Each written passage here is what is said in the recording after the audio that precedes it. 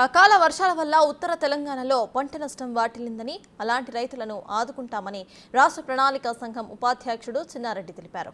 కొన్ని రకాల పంటలు కొంత డ్యామేజ్ అయ్యాయని ఆయన అన్నారు. ఇక రైతులను తమ ప్రభుత్వం ఆదుకుంటూ ఉంటే బీఆర్ఎస్ మాత్రం తప్పుడు ప్రచారం చేస్తుందని మండిపడ్డారు. కామారెడ్డి, సంగారెడ్డి, సిద్దిపేట, సిరిసిల్ల, ఆదిలాబాద్, కరీంనగర్ ఈ 9 జిల్లాల్లో కొన్ని చోట్ల పంట నష్టం జరిగిందని ఆయన అన్నారు. అందరినీ కూడా ఆదుకుంటామని హామీ ఇచ్చారు. దీనిపై ఇప్పటికే అధికారులకు ఆదేశాలు జారీ చేసినట్లు చిన్నారెడ్డి వెల్లడించారు.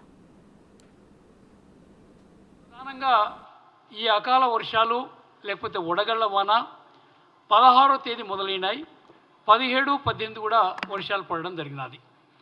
వ్యవసాయ శాఖ మంత్రులు వారు కూడా ఆ ప్రమాణ స్వీకారోత్సవం రావడం జరిగినది. మేమంతా కూడా మాట్లాడుకొని ఏవైతే అకాల వర్షాలు పడ్డాయో రైతుల్ని ఆదుకోవాలి, నష్టమైన రైతుల్ని మనం తప్పకుండా ప్రభుత్వం తరఫున ఆదుకోవాలనేటువంటి మాట గౌరవ ముఖ్యమంత్రి గారికి విన్నవించడం జరిగింది.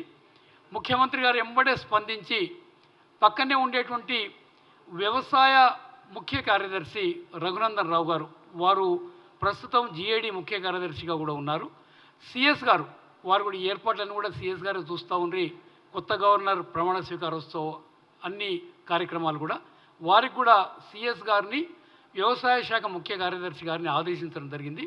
సాధ్యమైనంత తొందరగా కింది స్థాయిలో ఉండేటువంటి అధికారులకు చెప్పి గ్రామ స్థాయిలో పనిచేస్తున్నటువంటి అగ్రికల్చరల్ ఎక్స్టెన్షన్ ఆఫీసర్ ద్వారా పంట ఎంత ఎకరేజీలో పంట నష్టమైంది, ఏ మేర నష్టమైంది అనేటువంటి మాట వారు ఎన్యూమరేట్ చేసి తొందరగా గణాంకాలు తెప్పేటువంటి ఆదేశం వారు ముఖ్యమంత్రి గారు ఎంబడే చెప్పడం జరిగింది.